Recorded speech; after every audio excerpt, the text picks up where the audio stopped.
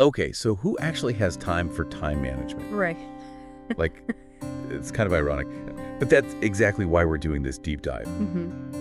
We're going to take this episode of Juggling Dreams and Deadlines, which is all about managing a work-study life. Yes. And we're going to pull out the best, most actionable tips. Yeah, they really had. Because let me tell you, I even learned a thing or two from this.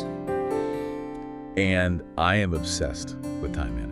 Yeah, I think the biggest takeaway for me was that it's not just about, squeezing more into your day. Right. It's about being really intentional about what actually deserves to be there in the first place. Totally. It's like deciding which tasks are VIP and which ones are stuck waiting in the general admission line. Exactly. And one of the things they really focused on, which I thought was interesting, was time blocking. I have to admit, when I hear that term, I kind of get a little stressed out. Oh, yeah. Because the idea of planning my whole day in advance feels too rigid. Yeah, it can, if you think about it too much like a rule. Right. Like a rigid set of rules. But think about it more as a flexible framework. Okay, so it's like giving my day structure but still leaving room for spontaneity. Yeah, exactly. Okay. The way they broke it down was in 5 steps. And I thought this was cool because they not only talked about what to do, but also what pitfalls to avoid at each stage. So the first one is identifying your non-negotiables. Okay. So that's the stuff that is locked into your schedule no matter what. Got it. But it's really easy to overload that category. Oh, 100%. I'm like, I have to have coffee with this friend, or I have to spend an hour on Instagram. It's like, no, those are not non-negotiables. Right, and that's where step 2 comes in. Yeah. Prioritizing everything else. Right. And they talked about using the Eisenhower matrix for this, which we can get into a bit more. But basically, you have to get really honest with yourself about what's truly urgent and important. This is where I get tripped up. Because I feel like I often confuse urgent with important. Yes. Like if an email comes in and I respond to it immediately, it feels urgent, but is it actually moving me closer to my goals? Right. Probably not. Yeah, probably not. And that's why steps 3 and 4 are so important. So once you've kind of figured out the priority level, then you actually assign time blocks to each task. Okay. And then this is key, you protect those blocks. Literally treat them as appointments with yourself. So no canceling. That you can't cancel. Got it. It's about not letting those urgent but not important things totally hijack your schedule. Right. Okay, this is starting to sound kind of appealing. But what about step 5? Yeah. They talk about including rest. Isn't that kind of counterintuitive when you're trying to be productive? It seems that way, right? But they made this really interesting argument for why rest is actually a productivity multiplier. Okay. Because it's not just about avoiding burnout. It's also about giving your brain time to process, make connections, come up with new ideas. So it's like working hard, but also working smart. Yeah. Time blocking, when it's done right, is about creating that balance. And it reduces decision fatigue because you're not constantly wondering, what should I be doing right now? Because it's already planned out. It's already decided. Okay, time blocking is starting to sound less scary and more like a superpower. Yeah. But I want to go back to that prioritization piece for a second. Yeah. How do we actually decide what deserves to make it onto our time-blocked schedule? You mentioned the Eisenhower matrix. The Eisenhower matrix, yeah. So this is a really cool visual. Imagine you have a square, and it's divided into 4 boxes. Okay. And across the top, you have urgent and not urgent. Got it. And down the side, you have important and not important. So, for example, my assignment that's due tomorrow would be top left. Top left, urgent and important. Urgent and important, yeah. Yes. Now, what about studying for an exam that's a week away? Okay, that would be bottom left. Important, but not urgent. Important, but not urgent. This is where I get lost. Where do things like social media or responding to those reply all emails fall? Yeah. Like they feel urgent in the moment. So that's the genius of the matrix, because those are classic urgent but not important tasks. They demand your attention, but they don't actually move you closer to your goals. Okay. And then that endless scroll, that's probably not urgent and not important. Yeah, that's definitely bottom right. Okay. This is amazing. It's like a filter for your to-do list. Exactly. Okay, so let's say we've used the matrix and figured out our priorities. But then there's the issue of actually starting the task, which can feel paralyzing sometimes. Oh, tell me about it. That's why I love this next technique that they talk about that's called the Pomodoro technique. I've heard of this. Yeah. It has something to do with tomatoes. It does. The guy who created it, he used a tomato-shaped kitchen timer, hence the name. That's adorable. It's really cute, yeah. Okay, but how does a tomato timer actually help you manage your time? So it's all about breaking down work into manageable chunks. So you set a timer for 25 minutes. Okay. And you work on a single task. No distractions, Wow. no email, no phone. Just focus? Just pure focus. Then you take a 5-minute break, and you repeat that 4 times. So it's like interval training, but for your brain. I love that. And then after your 4th Pomodoro, you take a longer break, so maybe like 15 to 30 minutes. Okay. And this helps you stay focused, avoid that mental fatigue, and actually get things done.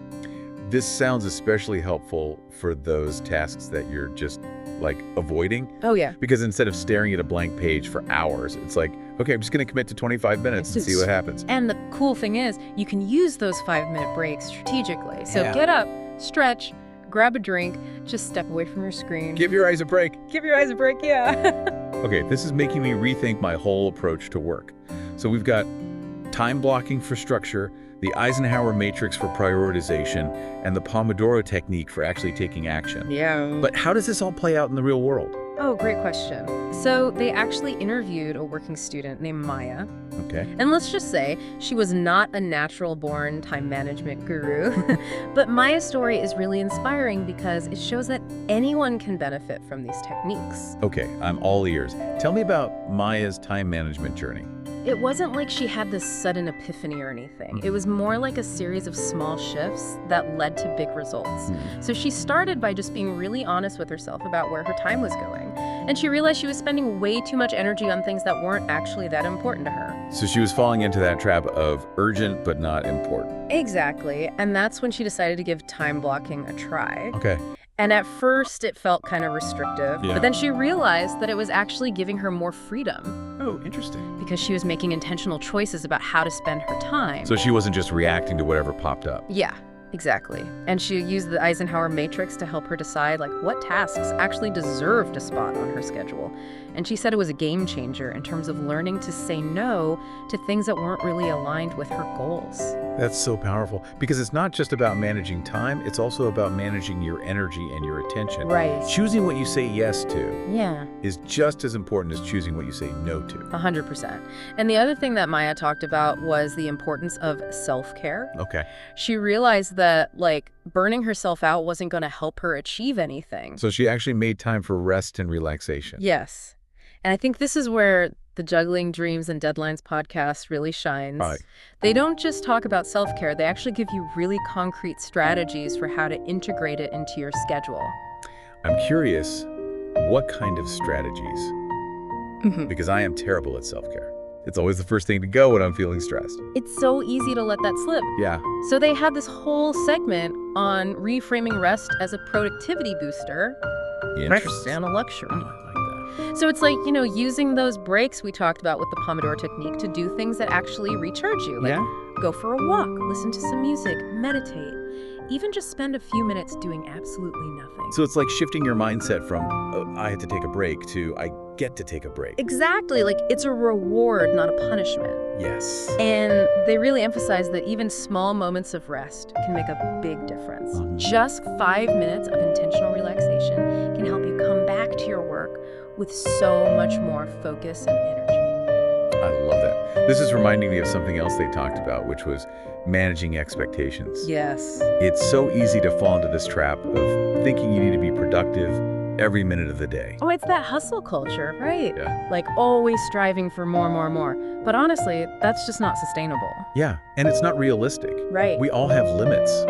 And recognizing those limits is a part of time management, too. It is. And the podcast hosts made this interesting point about how sometimes the most productive thing you can do is say no to something, even if it feels important. That could be so hard, though. Yeah. Especially for people pleasers. It is hard, but it's so essential for protecting your time and your energy. Yeah. They even suggested practicing saying no in low-stakes situations just to get comfortable with the word. That's a great idea. It's like building up that muscle. Totally. And they emphasize that this is a skill you can learn just like any other skill. This is all so helpful, but I have to admit there are times when I still feel completely overwhelmed. Like, my to-do list is a mile long and I'm never going to get to the end of it. Oh, yeah, I feel that. What do they suggest for those moments? Let's see. Oh, they had this whole segment on the art of asking for help. Asking for help. Oh, that is not something I'm good at. I always feel like I need to figure everything out on my own. I get that. It's so common. But they really challenged that mindset. Yeah. They argued that asking for help is not a sign of weakness. It's actually a sign of strength and self-awareness. Because you recognize that you have limits. Exactly.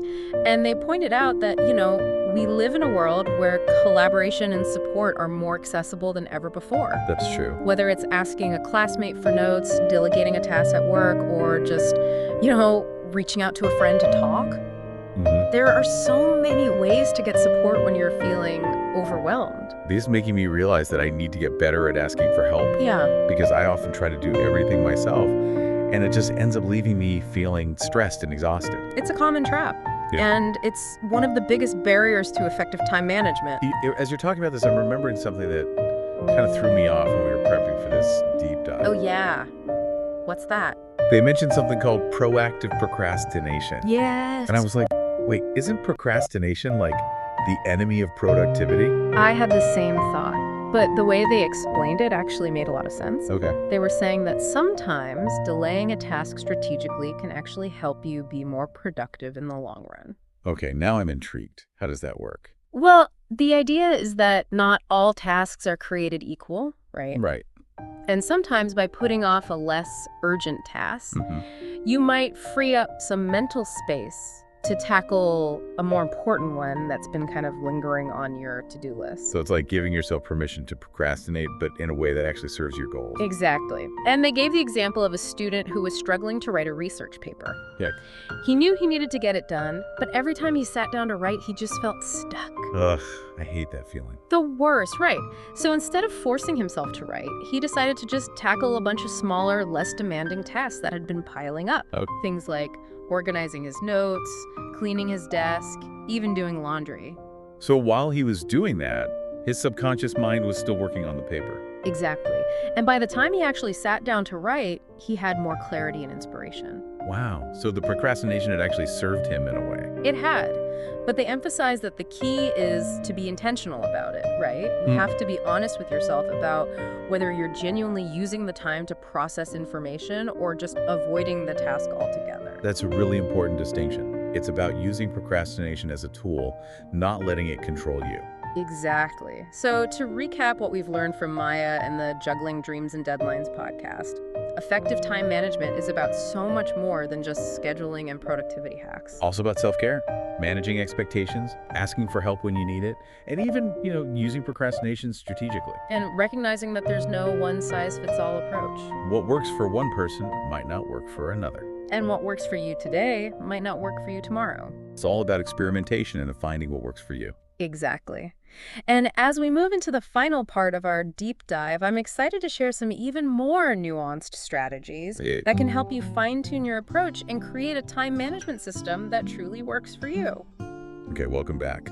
My brain is like officially exploding with time management ideas right now. I know, right? But the Juggling Dreams and Deadlines episode, they didn't stop there. No, they didn't. They actually had a whole other section where they went beyond the basics and got into some next level strategies. Yeah, it's like time management 2.0. Yeah. Once you have those foundations down, Right. these are the things that can really help you optimize, find that flow, find that sweet spot. Okay, hit me with it. What's the first strategy that's gonna blow my mind? Okay, so this one's called batching. Okay. And it's basically the idea of grouping similar tasks together and tackling them in these focused blocks of time. So think about how much time you waste switching between different types of tasks throughout the day. Oh my God, all the time. Yeah. Like 1 minute I'm answering emails, then I'm trying to write a blog post, then I'm checking social media, and then I'm back to emails again. Right, and it's exhausting. And every time you switch gears like that, there's this mental cost, right?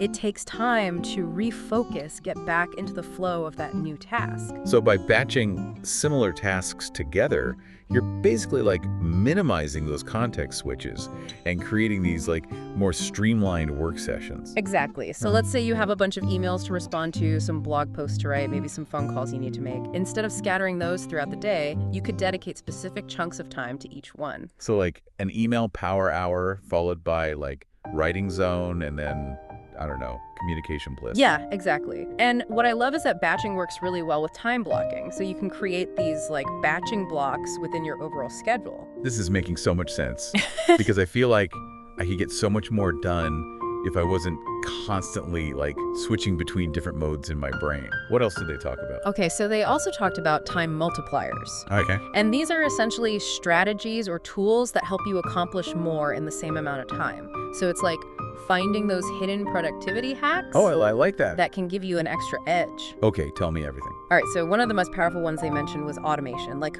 we live in an age where so many things can be done with the click of a button or a simple voice command. I am all about automation. I automate my bill payments, my social media posts, even some of my email responses. It's a lifesaver. Right. It frees up so much mental space for the stuff that actually matters.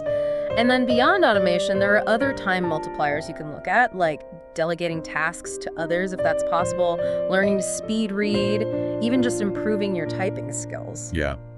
These might seem like small things, but they can really make a difference. It's all about finding those little efficiencies, right, that can shave minutes or even hours off your workload. I'm starting to feel like we're uncovering all these, like, secret productivity weapons. What else? What else can we add to our arsenal? Okay, the last time management gem I want to share is the idea of using dead time productively. Dead time. What's dead time? So it's not like time that's already passed. Okay. It's those little pockets of time throughout the day that often go to waste. So like waiting in line, commuting, or even those few minutes before a meeting starts. Oh, yeah, I totally have those. Right. Yeah, And I yeah. think we're all guilty of like mindlessly scrolling through our phones during those times. Oh, 100%. But they challenge listeners to view those moments as opportunities for micro-productivity. Oh. So instead of just zoning out, you can use that time to do things that move you closer to your goals, even if it's just in tiny little increments. I love that. So instead of scrolling through social media, I could be listening to a podcast, catching up on emails, or even doing like a quick meditation. Exactly. It's about being mindful of those small moments and finding creative ways to use them. This has been such an eye-opening deep dive. Yeah. I feel like I've learned so much, not only about managing time more effectively, but also about like prioritizing my well-being Right. and being kind to myself. I think that's what's so great about the Juggling Dreams and Deadlines podcast. They really understand that effective time management isn't just about productivity hacks. It's about creating a life that feels both fulfilling and sustainable. And they make it feel achievable even for someone like me who like is not naturally like the most organized person. Right. And remember Maya's story? Yes. Like, she wasn't a born time management guru either. No. But she learned to use these techniques to create a life that worked for her. It's so inspiring. It is. Yeah. So as you kind of go forth on your own time management journey, remember to be patient with yourself, Yeah. experiment with different techniques, and just find what works for you. And celebrate your progress along the way. Absolutely. And remember, we're all in this together. Even Beyonce has the same 24 hours in a day. It's all about making them count. That's it for our deep dive into time management. We hope you enjoyed it and that you learned some valuable strategies to help you conquer your schedule and achieve your goals.